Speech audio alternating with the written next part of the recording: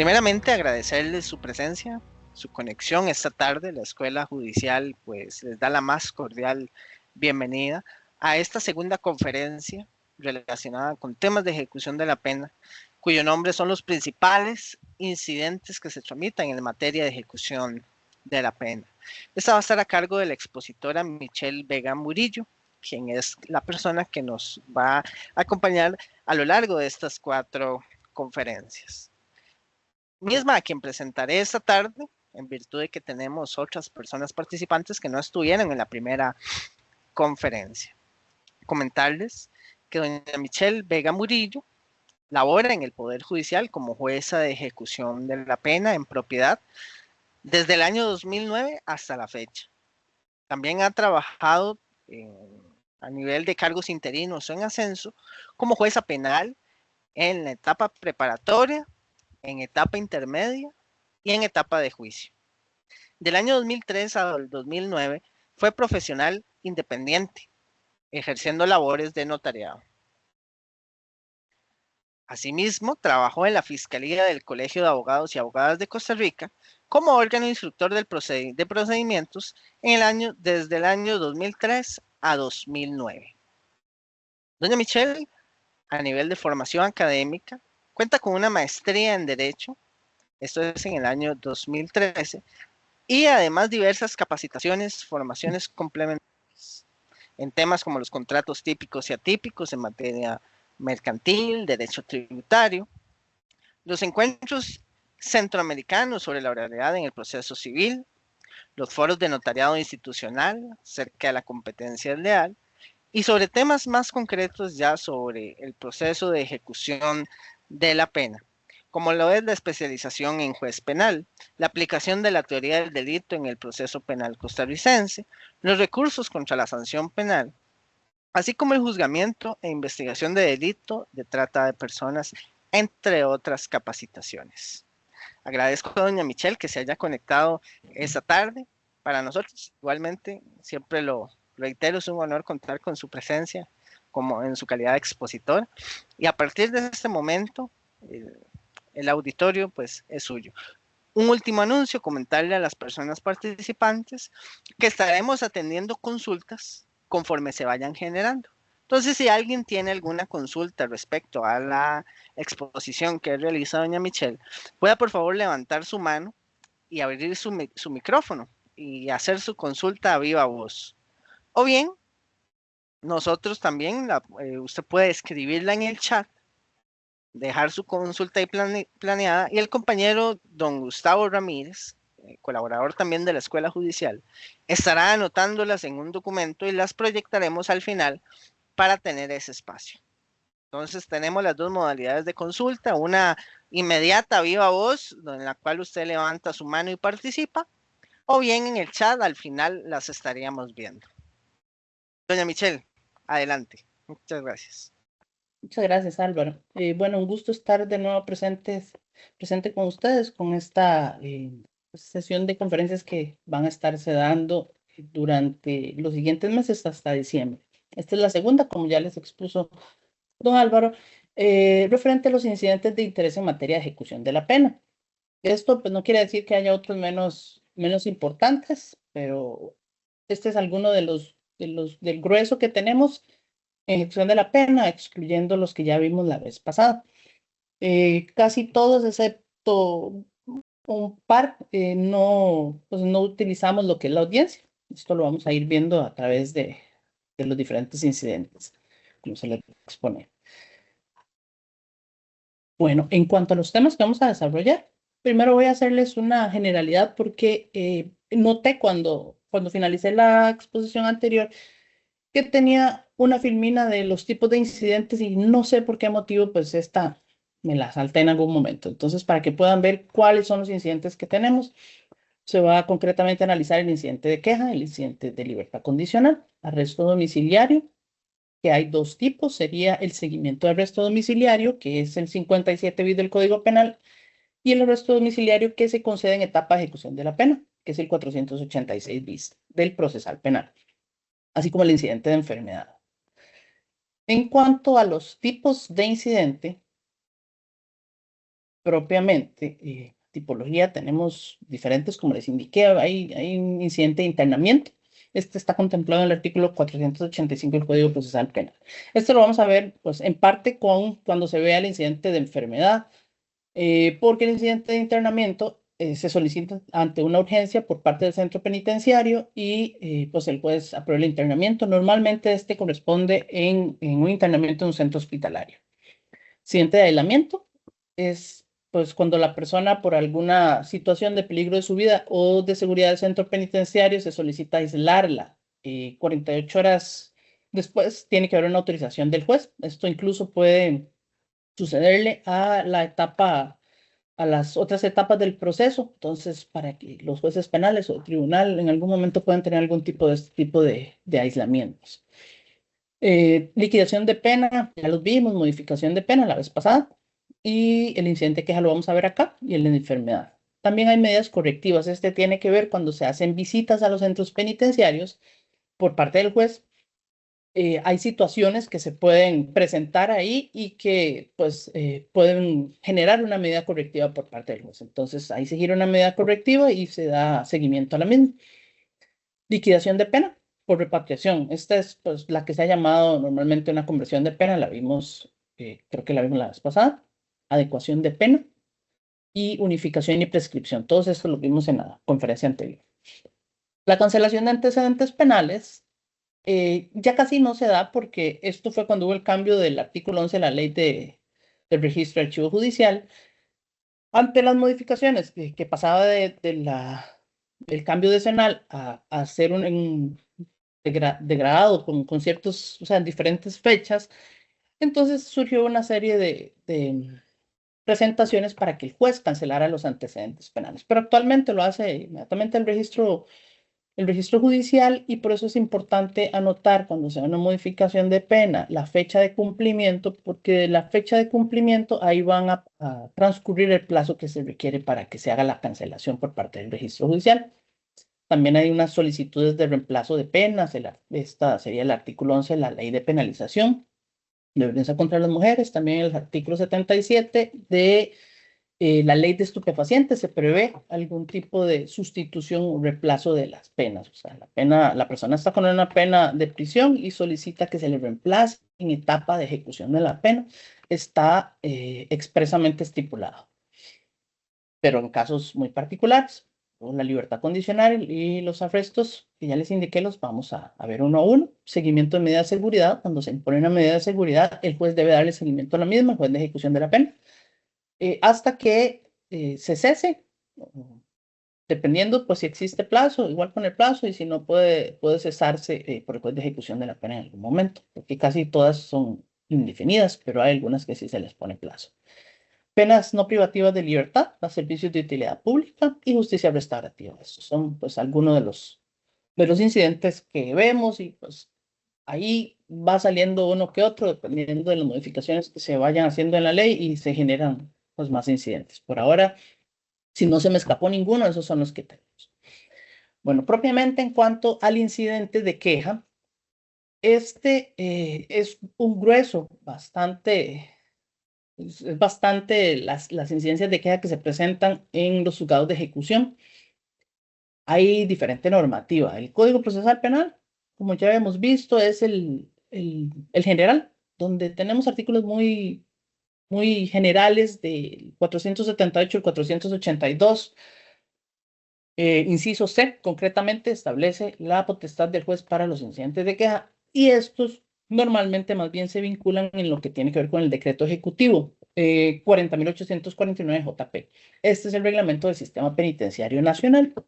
En el reglamento se establecen los deberes y derechos y deberes de las personas sentenciadas, así como del Sistema Penitenciario Nacional, y cuál es el procedimiento que deben seguir para la atención de las personas recluidas. Entonces, ante la violación de alguna de esas situaciones es que se presentan los incidentes de queja, que las personas consideran se les está violentando, y ahí se le da el trámite respectivo por parte del juez de ejecución.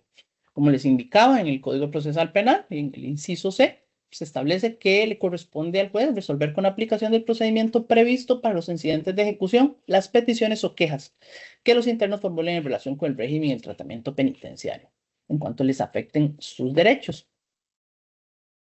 El trámite es un trámite sencillo realmente, y debería ser corto. Sin embargo, por las gestiones, las peticiones y la cantidad de las mismas que se hacen al centro penitenciario, a veces ellos pues tardan su tiempo en brindarnos la respuesta.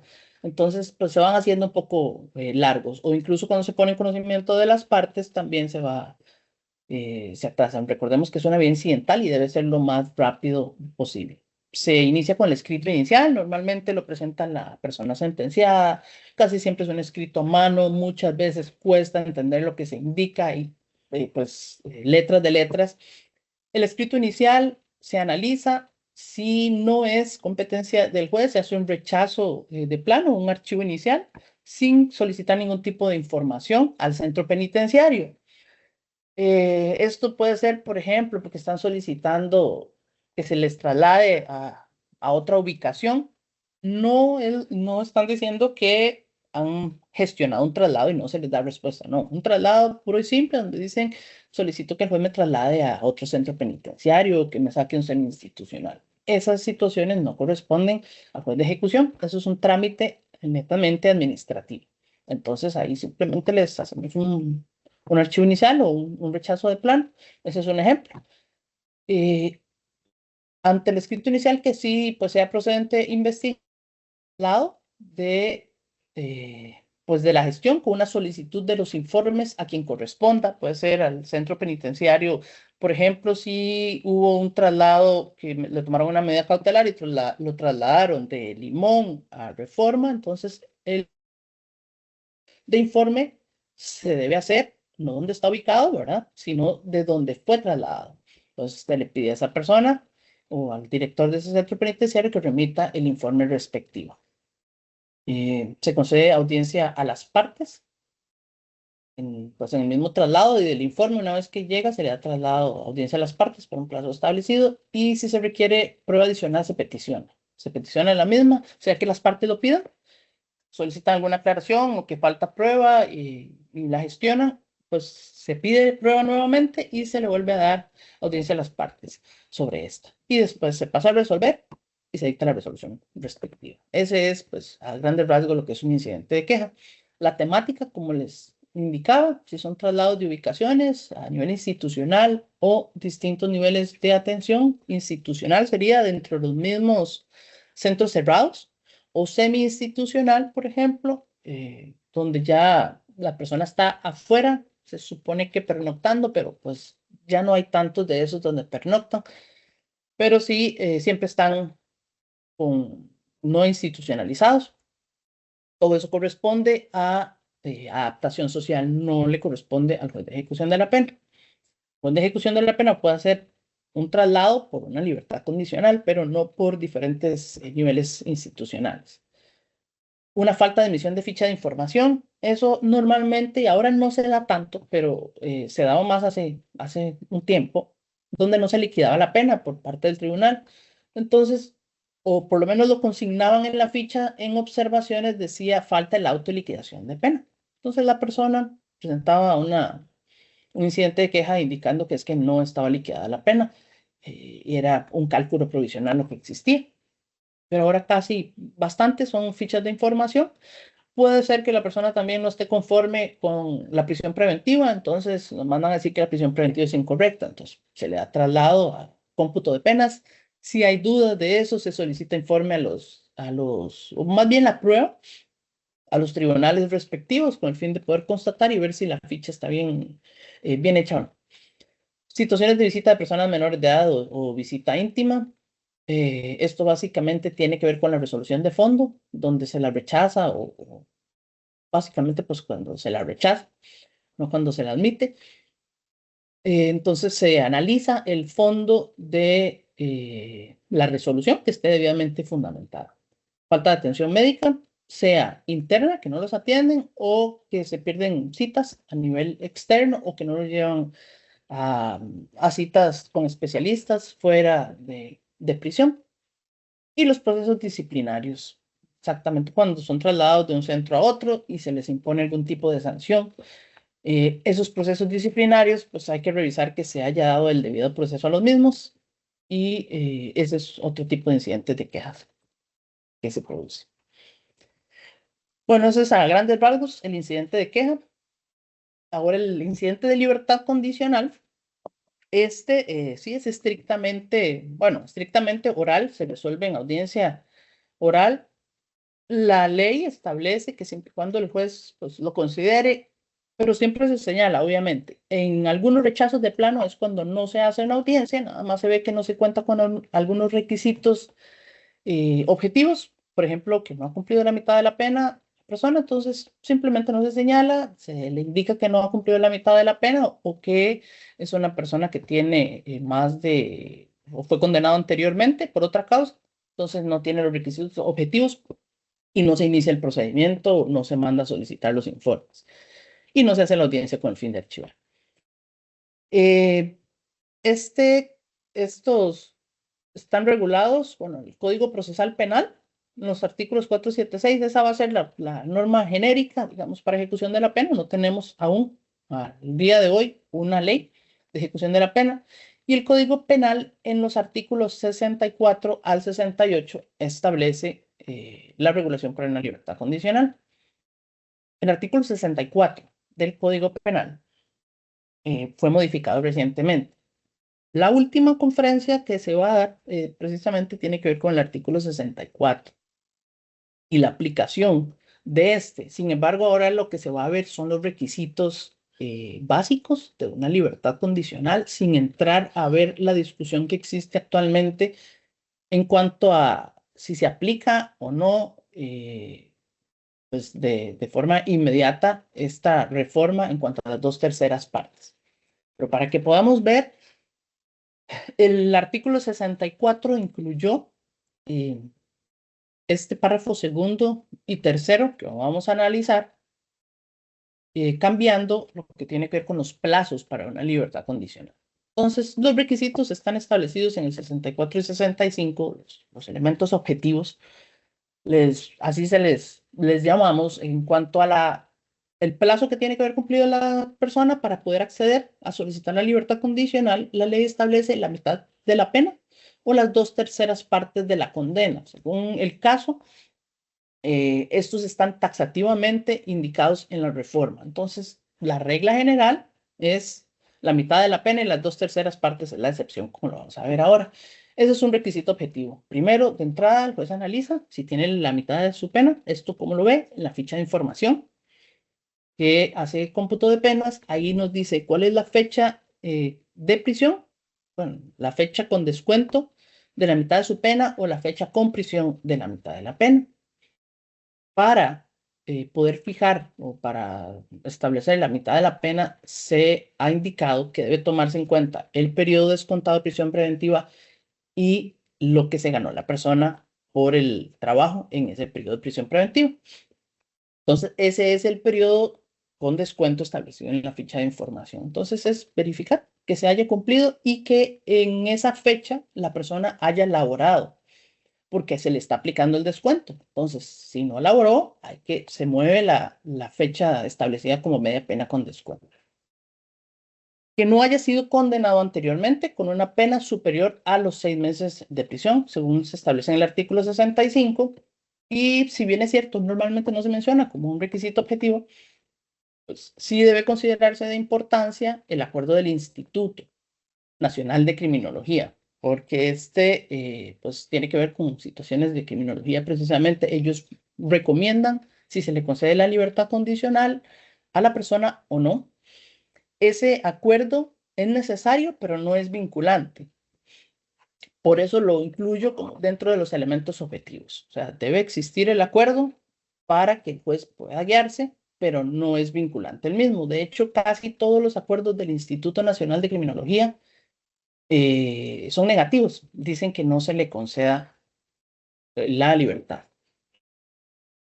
Yo perdí lo que es no puedo ver el Teams. Entonces, si me van a hacer alguna consulta, por favor, pues para escucharlos porque no los estoy viendo. En cuanto al plazo descontado, que es el primer requisito objetivo que estaba mencionando, bueno, la regla es la mitad de la pena. Lo que se establece por el artículo 64 es que la persona haya descontado la primera o la mitad de su condena. La media pena se aplica, como ya lo indiqué, con el descuento ganado en la preventiva. Y la otra, o la excepción, porque eso es lo nuevo, y además es para ciertos delitos, es que haya alcanzado las 2/3 partes de la pena. Entonces, no la media pena, sino las 2/3 partes. Eso está, pues, es lo que se va a discutir en la cuarta conferencia. Se analizará en esta y para ciertos delitos únicamente. Es importante consignar bien el delito en la certificación de antecedentes, cuál es el tipo penal por el cual la persona fue condenada y no como ya se los había indicado creo la vez pasada, no únicamente como fue iniciado el expediente, sino en la condena final, porque la calificación jurídica pudo haber cambiado. Los delitos, esto según estaba establecido en el párrafo segundo, que lo pueden ver ahí, dice, en el caso de aquellas personas que sean condenadas por primera vez a pena de prisión por los delitos contemplados en los artículos y taxativamente establece cuáles son esos artículos. Estos son homicidio simple, calificado, violación calificada. Todos los que están ahí mencionados fueron expresamente indicados por el legislador. Entonces, en esos delitos se requiere las 2/3 partes de la pena, ya no la mitad de la pena. Y en el párrafo tercero se establecen básicamente otros, se menciona la ley de penalización de violencia contra la mujer en el artículo 21, que es el femicidio, y el 21 bis, que es femicidio en otros contextos. Ese también consideró el legislador que va a requerir las 2/3 partes de la pena y no la mitad de su pena. Menciona el artículo 13 de la Ley contra la Delincuencia Organizada, concretamente artículo. ¿Por qué lo menciono así? Porque lo que vamos a ver abajo donde dice en general, ya es una ley. En general, la ley. Aquí nos ha estado mencionando artículos concretos. Entonces, el artículo 13 que refiere a la divulgación de la información de la plataforma de información policial. Este también está contemplado y requiere las 2/3 partes de su pena en lugar de la mitad. Y en general, en la ley sobre estupefacientes, de sustancias psicotrópicas, drogas de uso no autorizado, actividades conexas, legitimación de capitales y financiamiento al terrorismo. Aquí hay varios elementos. Dice, cuando esas conductas tipificadas involucren actividades de terrorismo, financiamiento del terrorismo, legitimación de capitales. Ahí se refieren las conductas o hayan sido cometidas con violencia contra las personas o con el uso de armas o por personas que ejerzan dirección o autoridad o tengan un rol de participación significativo dentro de una organización criminal. Esto también pues, se va a discutir más a fondo en la conferencia 4, pero esto es para que vean cuáles son esos requisitos que variaron y que pasó de la mitad de la pena a las 2/3 partes y para cuáles leyes o artículos concretos. El segundo elemento objetivo que se mencionaba es que no haya sido condenado anteriormente la persona que está solicitando. No se habla de una reincidencia como se establece en el artículo 39 del Código Penal. Es distinto. El 39 nos indica que es reincidente el que comete un nuevo delito después de haber sido condenado por una sentencia firme. Sin embargo, el artículo 64 lo que nos establece es que no puede haber sido condenado anteriormente a la pena que descuenta. Entonces, puede ser que una persona tenga varios antecedentes penales, que tenga 3 antecedentes. El que está descontando es el primero. Entonces, y los otros 2 son posteriores. Entonces, esa persona no ha sido condenada anteriormente. Tiene derecho a solicitar una libertad condicional. Después, en la libertad condicional se va a analizar que tiene 2 condenas pendientes, pero no es un requisito objetivo para impedirle el que solicite y que se conozca la libertad condicional. Se analizaría con posterioridad, por ejemplo, bueno, que si tiene 2 penas pendientes de descuento, puede ser que se considere que no se le da la libertad condicional o que sí se le da por el tipo de pena que sea. Pero sí cumple con el requisito de no haber sido condenado anteriormente, en ese caso que les puse.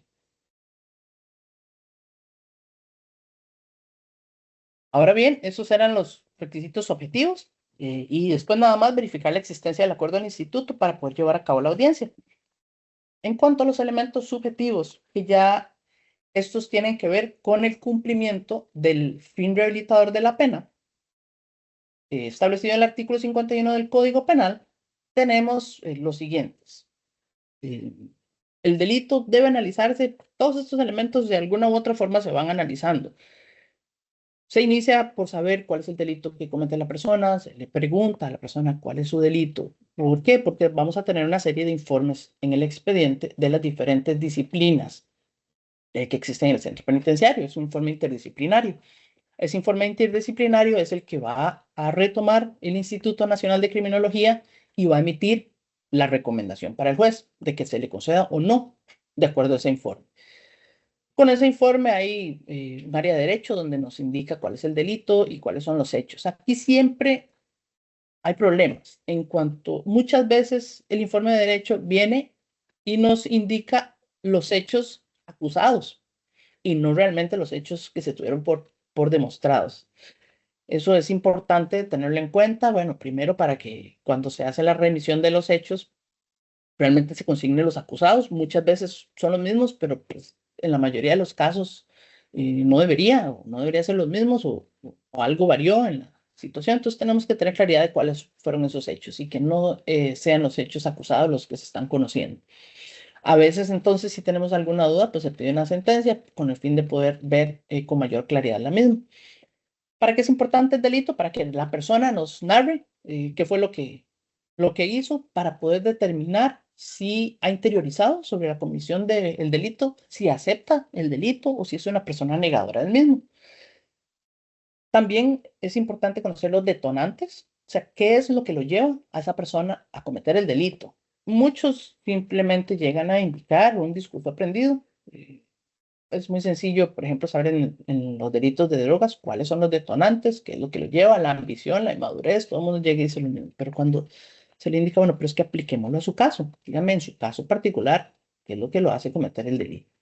Esos son los detonantes. También que conozcan los daños y que tengan empatía por la víctima. También muchas veces, y por eso es la interiorización importante, simplemente se viene con un discurso aprendido, no trascienden desde un plano formal, o sea, de mencionar, o de hacer una mención de lo que tal vez pudieron aprender en algunos de los procesos o lo que algunos otros privados de libertad les dijeron, pero no trascienden más allá de esto cuando se les trata de confrontar con los hechos concretos para que vengan y nos expliquen cuáles son las causas o los detonantes de su actuar. Esos detonantes van de la mano con un plan para evitar una reincidencia. Entonces, ahí es donde muchas veces se puede denotar que la persona viene y nos dice sus detonantes, pero a la hora de hacer su plan para evitar una reincidencia, ese plan no tiene nada que ver con los detonantes. Entonces, eso es importante. Deben estar de la mano, que se supone que es para prever, para volver a evitar cometer el delito, sabiendo cuáles son las causas de este. El plan de atención profesional. Este tiene que ver, toda persona cuando va a prisión, obviamente no podemos obviar de que existe un fin sancionador, pero el fin es rehabilitador, el fin establecido en la normativa es rehabilitador. O sea, hay una sanción, pero con un fin resocializador y rehabilitador. Entonces, pues se le da un plan de atención profesional por parte del centro penitenciario y le dice, bueno, usted ocupa atención en orientación, bueno, si es una persona que metió robos y no tenía dinero, entonces, ¿cuál es la atención que se le da para que aprenda a trabajar, para que mantenga trabajos? Ese puede ser algún tipo de plan de atención. Entonces puede ser en derecho, violencia intrafamiliar, puede darse una atención en drogadicción. Ellos lo establecen en las valoraciones que le hacen y a eso debe remitirse el juez. Bueno, ¿cuál fue el plan que se le estableció y si ya lo cumplió? Si hizo los procesos respectivos que tenía que hacer. Entonces, para una libertad condicional, la persona debe haber cumplido su plan de atención profesional. El centro es el lugar donde lo hace. No es en el afuera. Muchas veces se pretende, pues, que yo voy a hacer mi plan en el afuera. Pero no es al afuera que le corresponde dar ese seguimiento, precisamente es al centro penitenciario, para eso va ahí, para rehabilitarse. Una vez que está listo, puede ir en el afuera. Puede ser que ocupe pues un poco de ayuda externa, pero no el hacer lo básico del centro penitenciario, omitirla en el centro penitenciario y que lo hagan en la afuera. Entonces, ¿a qué me refiero? Por ejemplo, atenciones psicológicas. Una persona que está por violencia sexual ya llevó todos sus procesos de atención y pues se considera importante que tal vez los asuman en la afuera. Viene con todo bien. El centro penitenciario dice, no, es que le falta, pero ya sabemos que no le van a dar nada. Trae todo positivo, entonces en esos casos, por ejemplo, se le puede decir, la persona llega y propone, como en su plan de atención profesional o reincidencia, no, voy a llevar un proceso con un psicólogo, voy a ir tantas veces a la semana por un periodo de tanto. Todo eso se analiza y todo eso es importante que la persona lo lleve muy claro para una audiencia, porque es la persona interesada quien llega a solicitar. Entonces, si le dan al juez todas las herramientas, todo el abanico de posibilidades que se puede ver y evidentemente se comprende o se ve que la persona ya ha cumplido con su plan resocializador, que está listo para poder salir de afuera, tiene mayores posibilidades. Los recursos externos, aparte de todo esto, tiene que tener recursos externos. ¿A qué se refiere? Es un domicilio viable donde vaya a vivir y una oferta laboral. En los casos, obviamente, de personas pues, que no sean pensionados y que ya no requieran laborar, una oferta laboral. Y después se analiza el acuerdo del Instituto Nacional de Criminología, que está en relación con lo que vimos en la audiencia, con lo que viene dado en los informes respectivos y lo que está recomendando el instituto. Ese es, a grandes rasgos, lo que se analiza en una libertad condicional en el momento de la audiencia. La resolución con lugar de la libertad condicional debe imponer condiciones de cumplimiento, que estas pueden variarse a través del seguimiento que se le da de una libertad condicional, suponiendo que ya no requiera de una condición que se le impuso en algún momento o que se le estableció por un plazo determinado, se le puede eliminar con posterioridad. Las condiciones de cumplimiento son importantes, de establecer las condiciones de incumplimiento.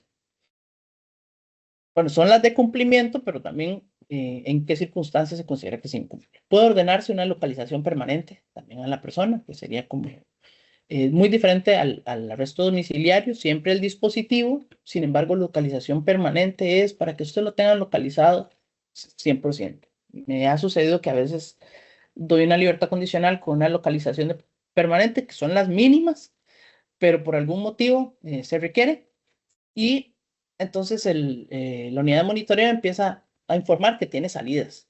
Entonces uno le dice, no, es que esta persona tiene posibilidad de andar por todo lado, únicamente es para que ustedes lo localicen permanentemente. Entonces es una diferencia. Y debe remitirse a la oficina de nivel de atención en comunidad. Definitivamente a las 24 horas de que la persona se le concede la libertad condicional y sale, debe presentarse en un plazo de 24 horas a dicha oficina para que ellos le hagan el ingreso, porque son los que le van a dar el seguimiento e informar al juez ante cualquier incumplimiento. Entonces, la no presentación, y así se advierte, hace que incumpla. Y además debe tener presentaciones periódicas mensualmente. Entonces, una vez al mes debe presentarse, se le indica a la persona de acuerdo a lo que le indiquen, a los días que le indique dicha oficina. Entonces, la primera vez que ellos van, ellos le dicen, a usted le toca presentarse el día 25 de cada mes. Entonces, así debe presentarse. Si no se presenta, esa es una resolución de incumplimiento también, o una de las condiciones de incumplimiento. Son variadas las condiciones que se pueden imponer y eso pues va a depender de lo que se determine en la audiencia, pero las básicas es esa primera, presentarse de forma inmediata. La ONAC que le da seguimiento tiene que ver con el domicilio de la persona. Entonces, de acuerdo a donde ella vaya a vivir, así le corresponde ir a la ONAC respectiva. Y una vez al mes para el seguimiento. No cometer nuevo delito, no verse involucrado como indiciado en nueva causa, no estar en prisión preventiva. Ya el no cometer nuevo delito superior a los 6 meses de prisión ya está establecido por ley. No verse involucrado como indiciado en nueva causa, esa pues, es una que se puede imponer. Obviamente se analizan las condiciones, pero si usted está con una libertad condicional, pues espera que no se vea involucrado en nueva causa. De hecho, hay una reforma en ese sentido. No estar en prisión preventiva, ¿sí? Tenemos una mano levantada, don Felipe Granados. Adelante, don Felipe. Sí, buenas tardes, espero que esté bien. ¿Sí me escucha? Sí, buenas tardes. Perfecto. Es que con relación al plazo que indica de 24 horas, Dicho plazo no se puede extender. Lo digo porque a veces los sentenciados refieren que, bueno, le toca cierta oficina de atención en comunidad y por la distancia se les complica y la hora de la audiencia, más que todo, a veces hay que hacer la remisión, en fin, todos esos aspectos, ¿se podría extender este plazo? Esa sería la consulta, básicamente. Muchas gracias. Gracias. Sí, no es un plazo que esté establecido en la ley. Es un plazo que se ha estado utilizando, pero muchas veces sucede que cuando uno está resolviendo a la persona, cuando al final uno dice, bueno, le quedó todo claro, sí, mire, es que tengo un problema, el plazo de 24 horas me queda muy corto por X situación, puedo presentarme en un plazo posterior, entonces uno se lo consigna ahí, le dice, sí, no hay problema, puede presentarse en los siguientes 2 días. Entonces, eso sí, si no cumple con esa presentación, sí cumple. Pero sí, no hay problema, digamos, en extenderlo en el momento en que se dicta la audiencia, siempre y cuando pues el juez tenga conocimiento de eso y la persona se lo informe. Bueno, si quedó claro, voy con el siguiente: no estar en prisión preventiva, no ingresar a centros penitenciarios, impedimento de salida del país, no molestar a víctimas, acercarse, perturbarlas de forma alguna. Pues uno lo redacta, ¿verdad? Esas se las estoy poniendo muy genéricas, pero se redacta. Por ejemplo, yo les digo a ellos, no pueden perturbar, molestar de forma alguna o por cualquier otra persona, por vecinos, por familiares, de la forma que sea, vía telefónica, de ninguna forma a la víctima. No verse involucrado en violencia doméstica, no consumir drogas o alcohol, no acercarse a escuelas, bares, consumidores de drogas, todo eso dependiendo del tipo de delito. Entonces, ahí usted lo ajusta dependiendo del delito que cometió la persona y así le impone las condiciones respectivas. Pero sí, digamos, genéricas siempre es la presentación. Y el ingreso a los centros penitenciarios, nada, yo les digo, nada tienen que estar haciendo ustedes en centros penitenciarios. Igual, en algún momento me dice una persona, mire, es que yo tengo un hermano o tengo un hijo, puedo ir a visitarlos. Entonces, bueno, ahí se valora la posibilidad y se le elimina esa condición. Pero ya, digamos, al final cuando se resolvió casos muy particulares, le indican a uno esas situaciones y se puede reacomodar. En cuanto ya a la revocatoria o modificación de la libertad condicional, bueno, se establece por la normativa que son si se da un incumplimiento en las condiciones o si cometen un nuevo hecho punible, sancionado con una pena mayor de 6 meses de prisión. Hay un inciso nuevo que es aprehensión o detención. Esto va a suspender provisionalmente la libertad condicional, debiendo remitirse a prisión y solicitar un informe del instituto. Este es la reforma del artículo 67 del Código Penal, donde agregó un inciso tercero, que se establece que si la persona es aprehendida o detenida, sea por una autoridad policial administrativa o judicial, en flagrancia o durante una investigación judicial, la persona o la autoridad que ejecute esa aprehensión o detención debe poner en conocimiento inmediato del Ministerio Público y de la autoridad de ejecución de la pena competente que concedió el beneficio. Y el hecho de esa aprehensión, ¿verdad? Una vez que se tiene conocimiento, el juez por esta situación debe suspender provisionalmente la libertad condicional. Estas eran algunas situaciones que pues complicaba en el hecho de que se tenía conocimiento, había que señalar una audiencia, teníamos que buscar un espacio para ver qué se hacía. Aquí la ley está estableciendo, en inciso tercero, la posibilidad de suspender provisionalmente la libertad. Bueno, más bien es una obligación. Ordenará la suspensión provisional de la libertad condicional y remitirá la persona al centro penitenciario donde estaba recluido para que en el Instituto Nacional de Criminología, en el plazo de un mes, valore y emita un dictamen donde se indique si existe alguna variación en el criterio bajo el cual se le concedió el beneficio. Ya esto es un problema. ¿Por qué? Porque normalmente el instituto dice que no. Entonces, son pocos casos los que vienen recomendados por el instituto. Sobre todo si ya están en un semi-institucional, pues ahí a veces los recomiendan.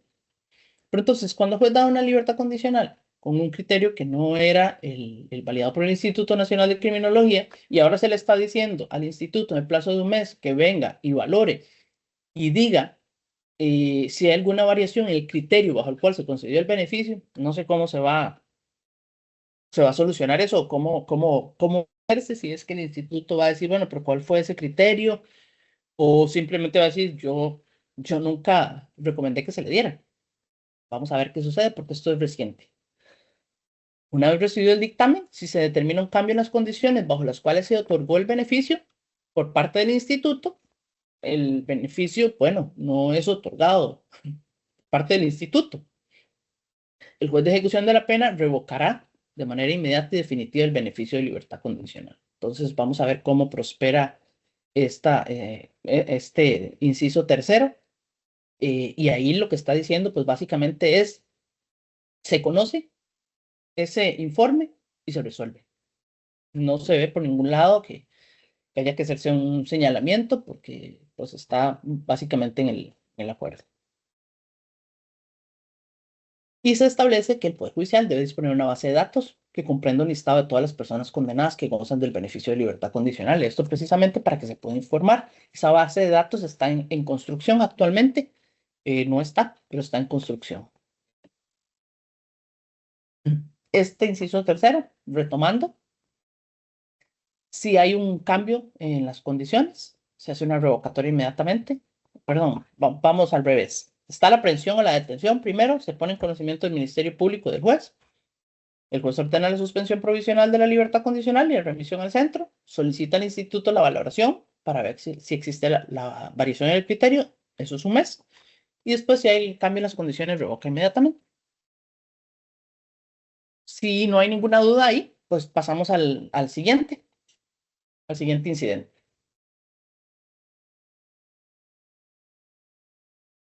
Este tiene que ver con el arresto domiciliario. Como les indicaba en un inicio, son dos tipos de arresto domiciliario.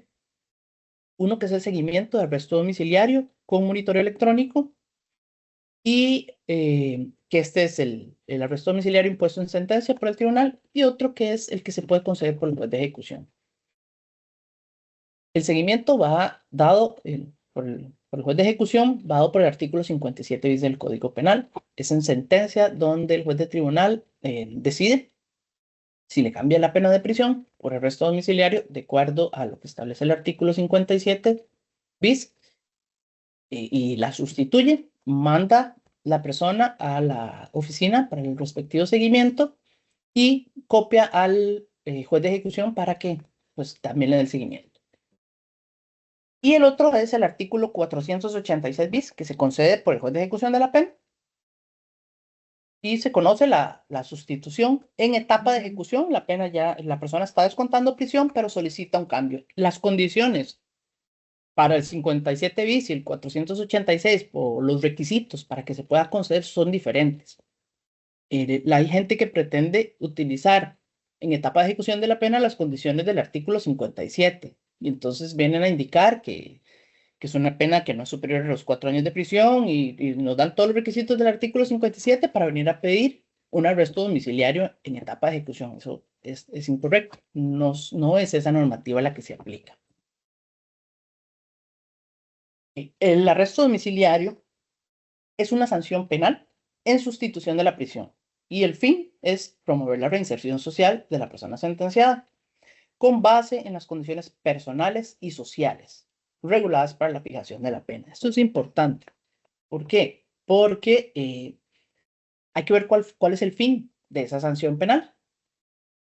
Y es reinsertar a la persona a la sociedad, analizando esas condiciones personales y sociales reguladas para la fijación de la pena. ¿Por qué digo esto? Porque muchas veces parece ser que se confunde lo que es un beneficio de ejecución condicional que sí está establecido por ley. O sea, ahí debe en el beneficio de ejecución condicional exige un pronunciamiento obligatorio en la sentencia por el cumplimiento de los requisitos establecidos. Así lo establece el artículo 367. Sin embargo, en el 57 bis debe analizarse las condiciones personales. Entonces, no es que simplemente se cumple con los requisitos de que la pena es inferior a 4 años, me refiero a 4 porque esa es la variación que se dio, ya no es de 6. Y se lo concedemos como si se fuera a conceder un beneficio de ejecución condicional de la pena.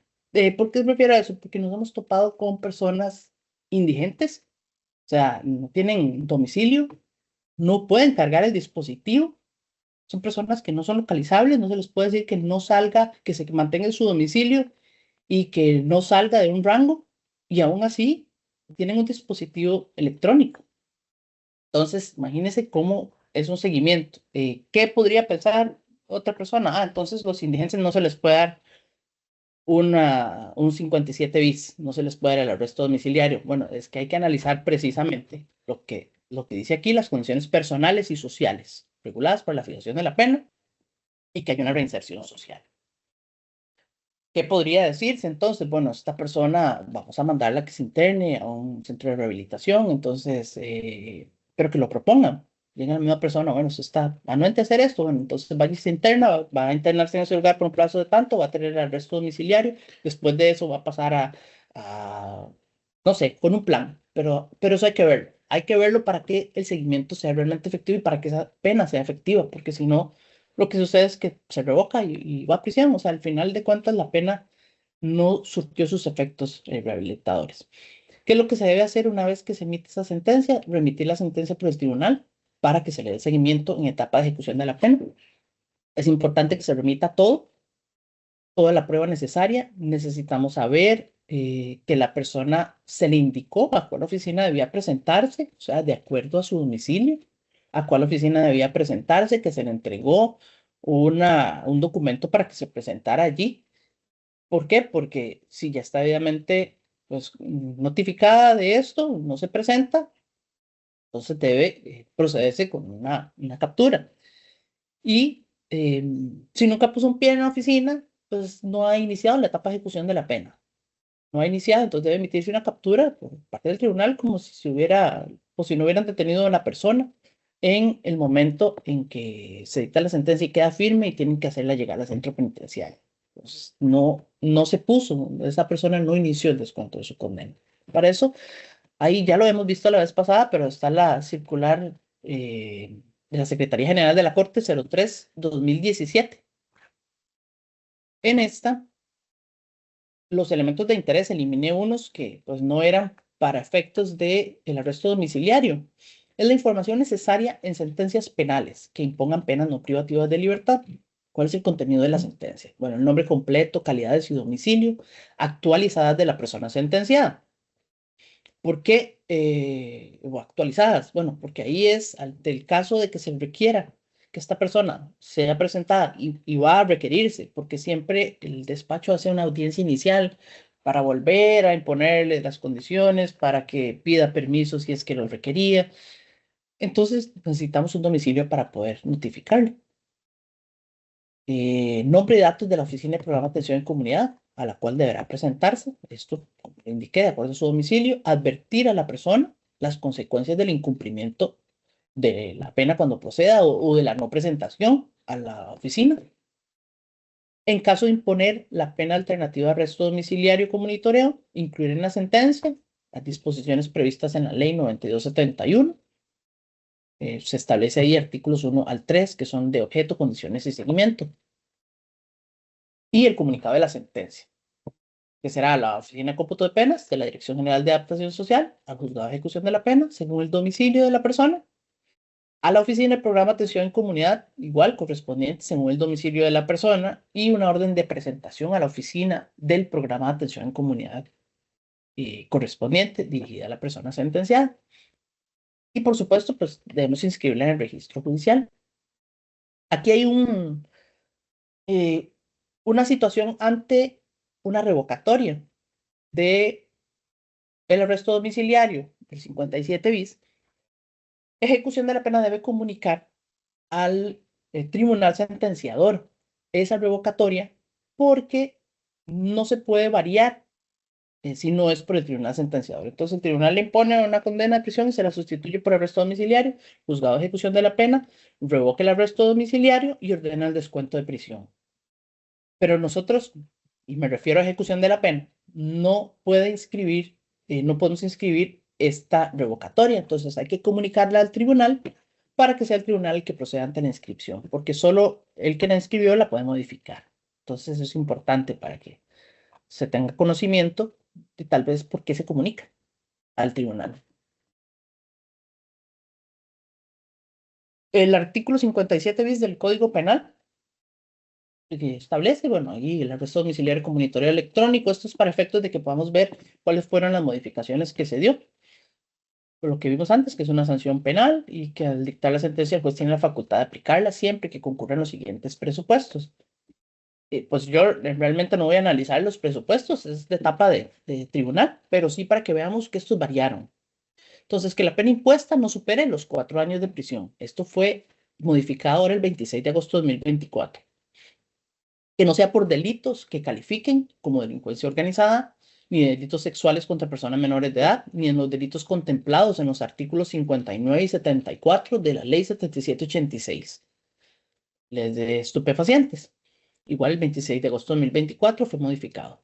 Que se trate de un delincuente primario y este punto cuarto, que de acuerdo con las circunstancias personales del condenado, se desprenda razonablemente que no constituye un peligro y que no evadirá el cumplimiento de la pena. Esto es importante, un análisis para poder hacer esa concesión de arresto domiciliario, o sea, ver esas circunstancias personales de la persona sentenciada en ese momento, para ver si realmente es merecedor de un arresto domiciliario con monitoreo electrónico y que va a cumplir su sentencia.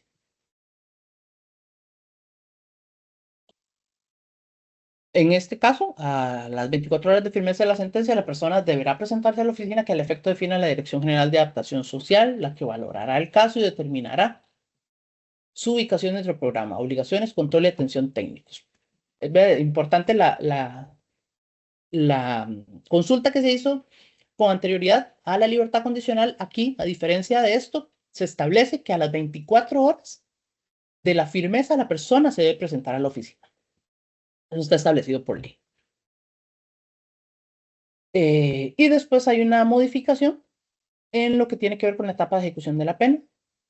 Igual del 26 de agosto de 2024, donde dice, el juez puede autorizar salidas restringidas por razones laborales, salud, educación y obligaciones familiares, previo informe rendido por el instituto, salvo casos de urgencia donde el juez puede valorar si se otorga o no la salida. La persona juzgadora competente puede modificar o revocar la modalidad de cumplimiento y ordenar el ingreso a prisión. ¿Cuándo? La persona sentenciada incumple con las condiciones impuestas al momento de otorgar el monitoreo electrónico. Eso es importante que pues haya un poco más de condiciones. Si se puede, en el momento que se le concede el monitoreo electrónico a la persona. Y no únicamente que no puede salir de su casa, si vemos que es una persona, no sé, con algunas situaciones particulares de personales, se le pueden imponer algún tipo de condiciones, como las que vimos en la libertad condicional, por ejemplo. Que no altere, dañe o se desprenda el dispositivo. Esto fue incluido. Estas eran unas condiciones que se indican cuando va a la unidad de monitoreo, se indican por parte del juez de ejecución siempre cuando se hace una audiencia, pero ahora están por ley. Que no lo altere, dañe o desprenda. Que reporte a la autoridad respectiva cualquier falla o alteración del dispositivo. También incumple si es detenido por la comisión de un nuevo hecho delictivo en flagrancia. Esta era una situación que cuando era pues detenido, igual pues debía analizarse, pero ya aquí está, digamos, contemplado por ley. Esas son ciertas de las condiciones que se estaban imponiendo por el juez de ejecución cuando se le estaba dando el seguimiento, pero ahora las tenemos en la ley. Haya sido elevada a juicio en un proceso penal distinto del que fue condenado y se le haya impuesto prisión preventiva en otra causa penal. Aquí las vemos pues, resumidas: incumple las condiciones, altera el dispositivo, se desprende, no reporta las fallas, se ha detenido por un hecho de flagrancia, existe elevación a juicio por nueva causa o se imponga prisión preventiva. Dice que se puede modificar o revocar. Entonces hay que analizar cuál de las dos procede. Depende de la gravedad o depende de la cantidad de ellas que incumpla. Así el juez definirá si la modifica o si la revoca. Esta modificación que les estuve mencionando es precisamente a raíz, y me refiero a lo que está en amarillo, ¿verdad? Las modificaciones que vimos es precisamente a raíz de la ley para regular el beneficio del arresto domiciliario con brazalete electrónico, es la ley 10.517. Con esta ley se modificó los artículos 57 bis del Código Penal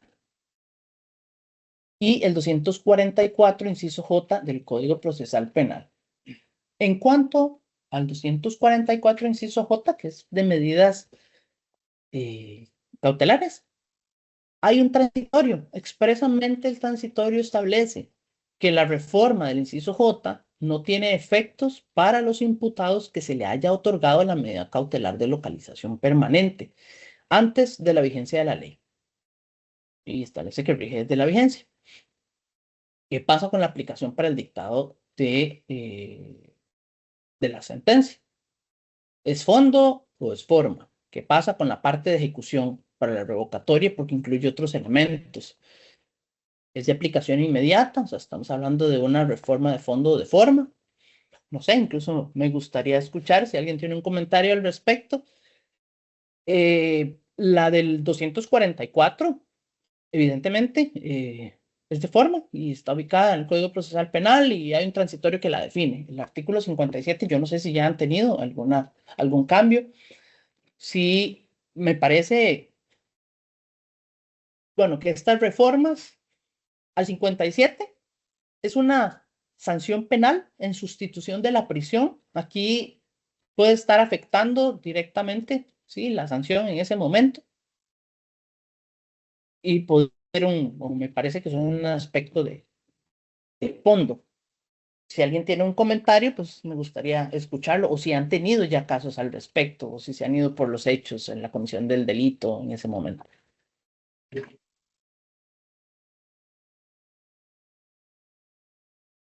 Si hay manos, si no, continúo. Compañera, bueno, a mí no me ha correspondido resolver el tema, pero sí en cuanto salió la publicación, pues en un grupo que estábamos, la publicación de la ley, ¿verdad? En un grupo que estábamos, hubo ahí como algunos intercambios de ideas, ¿verdad? Y sin perjuicio de lo que uno, ya con un caso en mano y viendo los alegatos de las partes, vaya a resolver, ¿verdad? En principio yo coincidiría con lo que usted está planteando en esta pantalla, que una cuestión es una medida cautelar, una cosa procesal, y otra es la sanción y la manera en que se cumple la sanción, el monto de la sanción, y que entonces eso pareciera que la irretroactividad de la ley impediría que se aplique en perjuicio de las personas un agravamiento de un tema que tiene que ver con la sanción. Entonces yo en principio pensaría que habría que aplicarlo tomando en cuenta este parámetro, ¿verdad? De la irretroactividad de la ley. Sí, vamos a ver, hay una relación también, y lo analicé, una relación con el 64, que no lo vamos a analizar ahorita, pero se puede esbozar un poquito nada más el 64 del Código Penal, y ese precisamente se ha discutido, si es fondo o forma. Si es ley de forma o es de fondo. Bueno, el 64 está ubicado en el Código Penal. Y es distinto, y digo, bueno, mi posición a la fecha, por lo menos, es que es de forma. Si lo pongo a ver, podríamos decir, bueno, es que esta es una sanción penal en sustitución de la prisión. Sí, pero aquí se sustituye. O sea, el 57 lo que nos dice es, el arresto domiciliario es una sanción penal en sustitución de la prisión. O sea, le imponen la prisión, pero además va en sentencia. Es en la misma sentencia donde el juez dice, le sustituyo esta sanción de prisión por el arresto domiciliario, en la misma sentencia. O sea, no puede ser en otro lado con el 57 bis, excepto que se vaya a etapa de ejecución y lo hagan con otro artículo. Entonces ahí, sí, para mí, digamos, no estoy en esa etapa, pero para mí es como, pareciera que queda que claro que está dictado en la misma sentencia, y que está hablándose de una situación de fondo que lo llega a aplicar en ese momento con la ley que esté ahí. La libertad condicional no es una cuestión que se da en sentencia, ni es algo que el juez de sentencia, el juez de tribunal dice, se pronuncia respecto a la libertad condicional. Es algo que se va a conocer en otra etapa. Entonces, lo aclaro nada más porque creo que en algún momento se dijo ahí que la forma en que se ejecute. Entonces, no podría confundirse la forma en que se ejecute con que es una sanción penal en sustitución de la prisión, porque eso se da en el mismo momento en que el tribunal dicta la sentencia y ahí mismo la modifica. Pero bueno, esos son temas de discusión que ahí seguirán en la mesa. Bueno, el siguiente, si no hay ninguna Pregunta más, creo que voy un poco rápido, ya casi llegamos, son 6. Es el arresto domiciliario con monitoreo electrónico de etapa de ejecución de la pena. La normativa que se establece en monitoreo electrónico en general es el artículo 57 bis del Código Penal, que ya lo vimos, que lo concede el juez de tribunal, el artículo 486 bis del Código Procesal Penal, el arresto domiciliario concedido por el juez de ejecución, la ley 9271, que son los mecanismos electrónicos de seguimiento en materia penal, ella es del 2014, y el reglamento del Sistema Penitenciario Nacional, decreto ejecutivo 40.849 del 9 de enero de 2018. Ahí está regulado en los artículos 415 y 439. Antes de eso era un reglamento de monitoreo electrónico, pero ese quedó sin vigencia con este reglamento del Sistema Penitenciario Nacional. Entonces esa es la normativa para monitoreo electrónico aplicable. La sustitución de la prisión en la etapa de ejecución de la pena. El arresto domiciliario con monitoreo electrónico en la etapa de ejecución de la pena tiene distintos requisitos. 4 posibilidades. Y son los distintos incisos que están ahí contemplados, del 1 al 4. Establece cuáles son las condiciones de cumplimiento, o sea, cuando se ordena esta sustitución deben indicarse igual que una libertad condicional, las condiciones de cumplimiento y los permisos que se le van a conceder a la persona, y ante una revocatoria por incumplimiento injustificado o nuevo delito doloso, para establecer, digamos, en las mismas condiciones que se puede revocar por un incumplimiento justificado de las condiciones y por un nuevo delito doloso. Los incisos son 4, como mencioné. El primero de ellos hace mención a una mujer en primera instancia que se encuentre en un estado avanzado de embarazo al ingresar a prisión. O sea,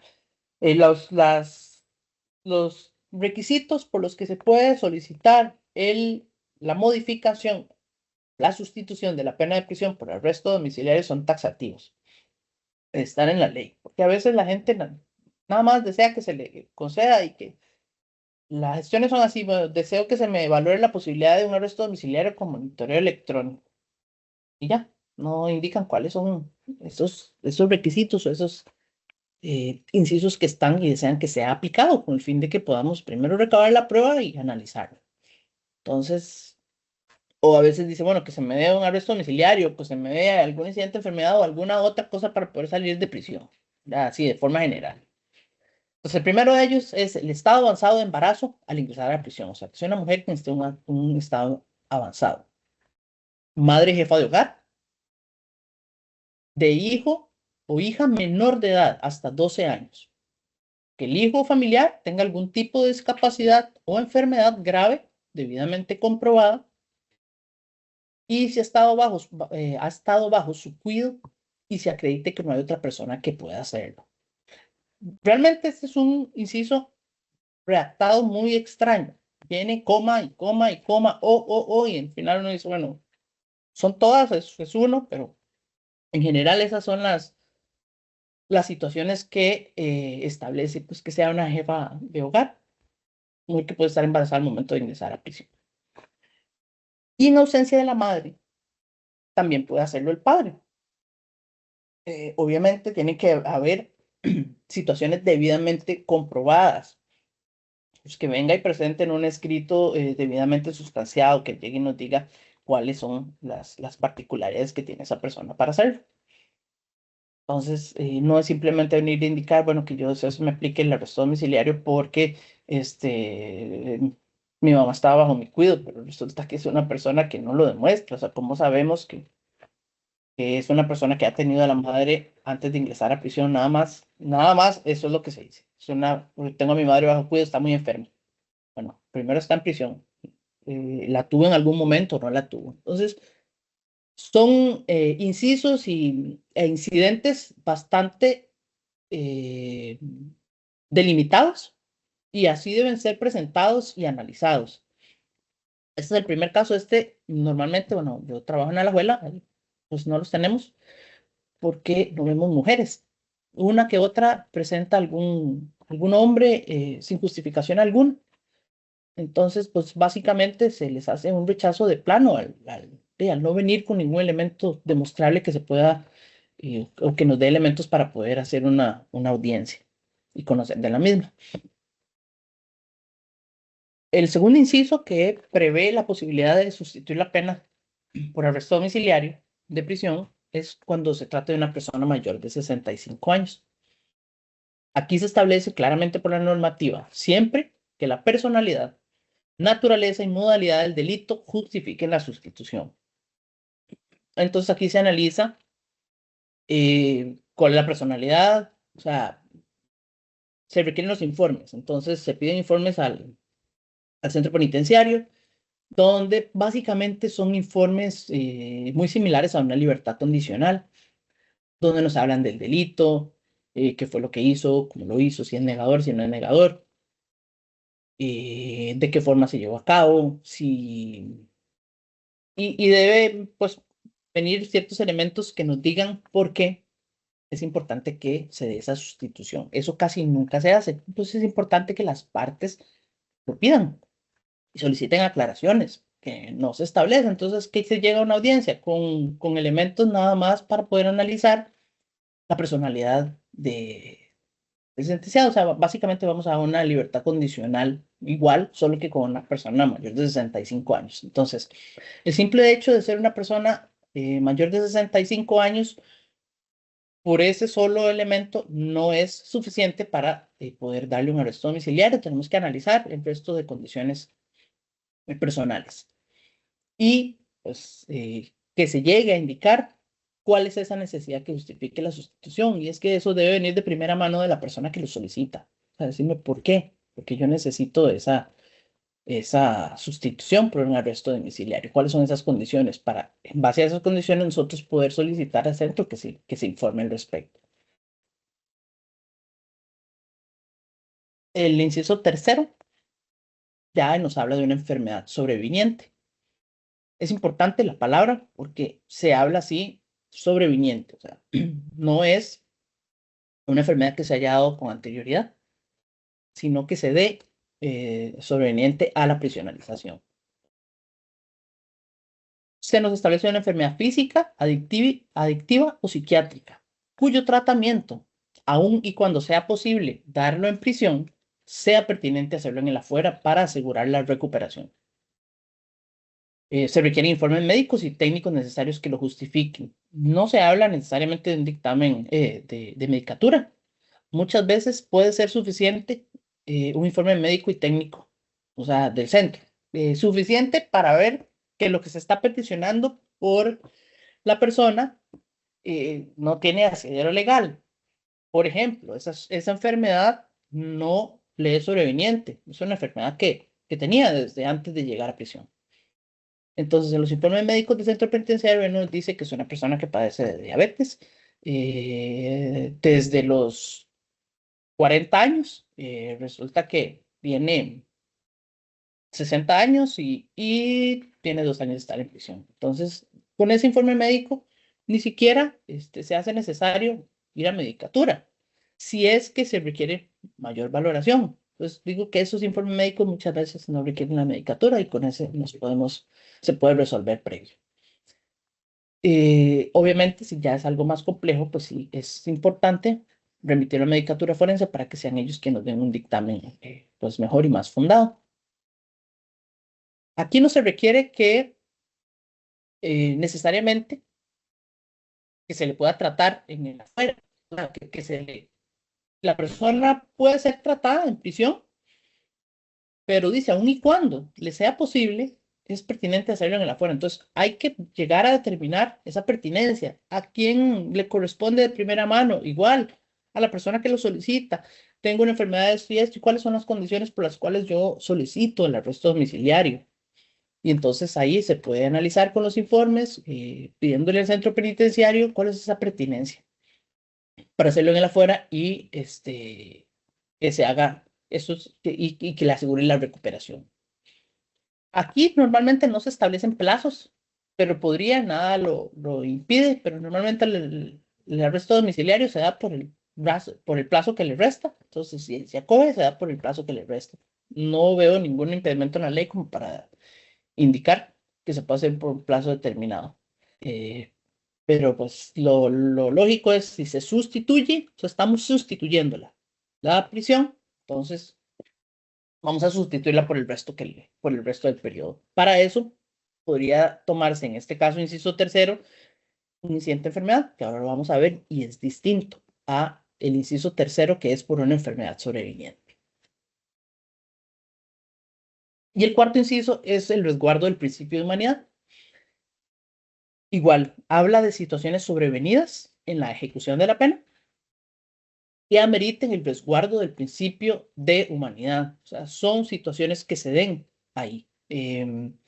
Puede ser que una persona estaba en silla de ruedas porque sufrió un accidente en el afuera e ingresa centro penitenciario, y entonces su argumento para que se le dé arresto domiciliario es que es una silla de ruedas. Nada más, no hay mayores situaciones, no viene a indicar cuáles son todas esas situaciones que se dan en el centro penitenciario. Y entonces, nada más que por el resguardo del principio de humanidad y porque tiene silla de ruedas, y cuando mandamos a solicitar ciertos informes, se da uno cuenta que esa situación no le sobrevino estando en el centro penitenciario. Entonces, de ahí no tiene un elemento importante que es la sobrevivencia de esa situación. ¿Cuáles son los casos? Bueno, primero que esté relacionado con el principio de humanidad y, por ejemplo, un caso puede ser una persona que fue atacada en el centro penitenciario y precisamente a raíz de ese ataque que sufrió, quedó en silla de ruedas.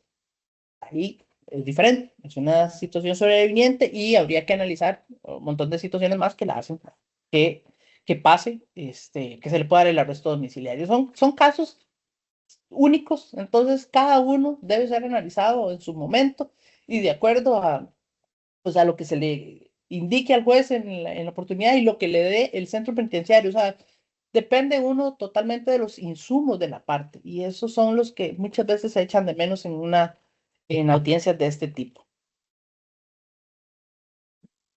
Bueno, y como resumiendo las estipulaciones que se pudieron ver ahí, o que se deben consignar ante el otorgamiento, que son las condiciones para asegurar el cumplimiento. Por supuesto, cada inciso va a variarle y cada uno, pues, es importante dar ciertas condiciones de cumplimiento distintas. La oficina a la que debe presentarse, el otorgamiento de los permisos necesarios para que la persona pueda salir. Si estamos hablando de uno de estos por enfermedad, bueno, para que vaya a atender sus situaciones de enfermedad particulares, pero únicamente para eso. Puede variar dependiendo del motivo del otorgamiento, ¿verdad? Y pueden concederse salidas o no de arresto domiciliario puro y simple, o simplemente una localización permanente. Eso puede valorarse y está también establecido en la normativa. O sea, localización permanente es que usted lo tiene y lo tiene localizado permanentemente, pero no necesariamente tiene que estar en su casa de habitación. Y o el arresto domiciliario en su casa de habitación sin poder salir. Todo eso se debe consignar en las estipulaciones. Y también se puede dar una revocatoria o modificación por incumplimientos injustificados o por comisión de nuevo delito. Esto según lo establece claramente la normativa para la revocatoria. Retrocedo un poquito para que, bueno, este principio de humanidad, faltó indicarles que igual tenemos que analizar aquí la personalidad, naturaleza y modalidad del delito, ¿verdad? Siempre que se justifique.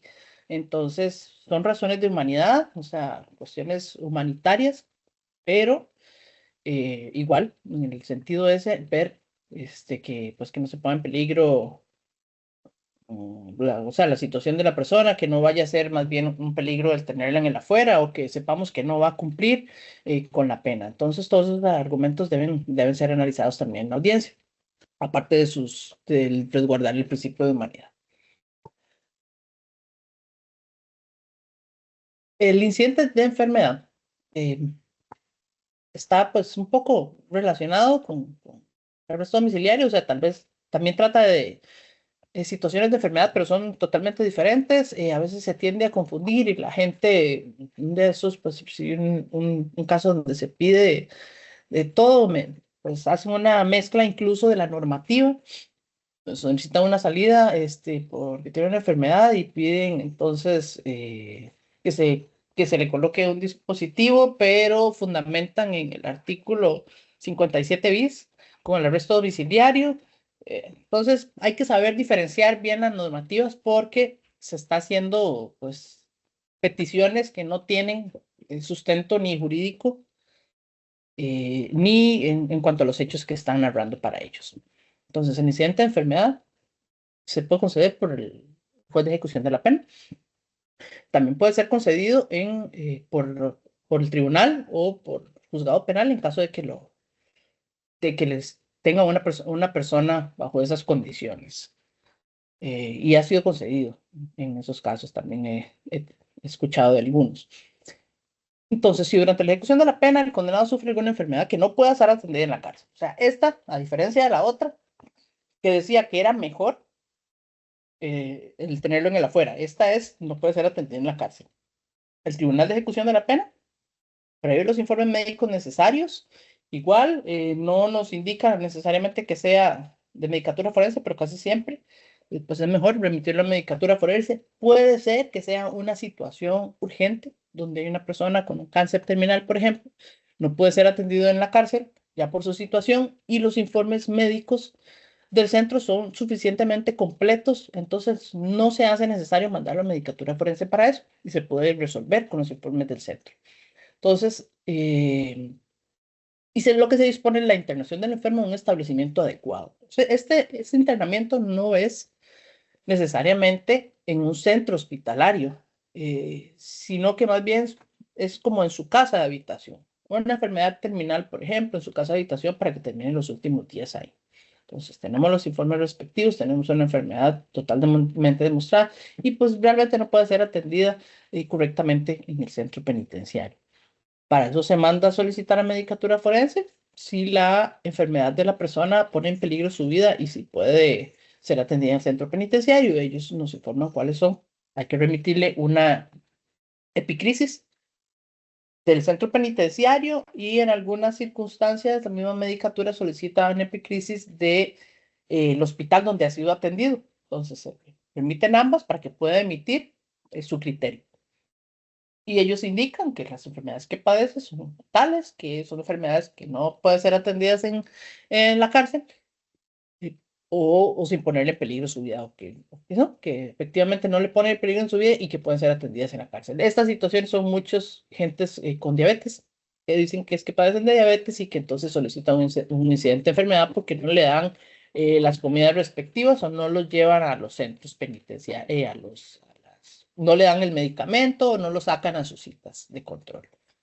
Esos normalmente no son argumentos para conceder con lugar a una incidente de enfermedad. El centro tiene la obligación de atenderlo médicamente, tiene la obligación de darle la medicación, de llevarlo a sus citas de control, y siempre y cuando su vida no se vea en peligro por la simple institucionalización, porque puede tener el mismo peligro en el centro penal, fuera del centro, no es un argumento para poner fuera de prisión a una persona con incidente de enfermedad. Todos los casos deben ser analizados particularmente, pero esas son como algunas generalidades, algunas de las situaciones que se van presentando. ¿Qué es lo que se puede ordenar ahí? Si se logra detectar, por ejemplo, sí, que la persona no se le está atendiendo debidamente, bueno, se ordena al centro penitenciario que le atienda debidamente en su salud, que lo lleve a las citas médicas, pero no se le declara con lugar de incidente de enfermedad. El párrafo segundo, que es lo que yo les indicaba del internamiento, el director tiene iguales facultades cuando se trate de casos urgentes, pero la medida debe ser comunicada de inmediato al tribunal, quien podrá confirmarla o revocarla. Aquí básicamente no se indica, pero en casos urgentes tiene iguales facultades, sí, pero básicamente para llevarlo a un centro médico. Entonces lo sacan, indican al juez que la persona fue trasladada y quedó internada en el hospital tal. El juez aprueba el internamiento en el centro hospitalario y le dice al centro penitenciario que debe informar el ingreso de la persona al centro institucional cuando eso suceda. Esos son internamientos cortos. O sea, es un internamiento en centro hospitalario, no es un incidente de enfermedad como tal. Estas reglas serán aplicables a la prisión preventiva en relación con el tribunal que conozca el proceso y a las restantes penas en cuanto sean susceptibles de ser suspendidas por enfermedad. Entonces, ahí es donde les indicaba que pueden ser aplicables tanto por el juzgado penal como por los tribunales. Pueden tener que llevar a cabo un incidente de enfermedad. Y el tiempo de internación se computa para los fines de la pena, siempre que el condenado esté privado de su libertad. O sea, el incidente de enfermedad es arresto domiciliario, por decirlo de alguna forma. La persona va a quedar internada en su domicilio, no puede salir, únicamente para citas médicas y para que se le dé el control respectivo que su padecimiento requiere.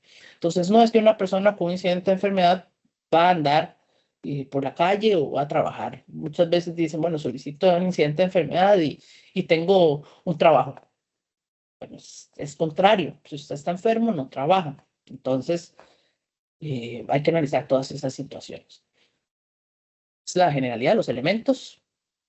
La enfermedad no puede ser atendida en la cárcel, requiere los informes médicos, un internamiento en un establecimiento adecuado, bajo condiciones de cumplimiento, y se computa para los fines de la pena. Ese establecimiento adecuado se hace una valoración de cuál es el lugar que se está ofreciendo.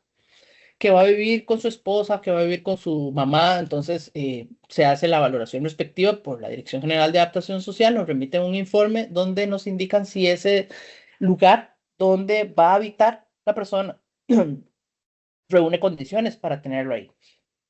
Le puede dar cierta contención, es habitable, en caso de que requiera la ley 7600, que cumple con las condiciones. Entonces, en algunos casos sucede que se manda a comunicar, bueno, sí, la persona realmente está enferma, no puede ser atendida en el centro penitenciario.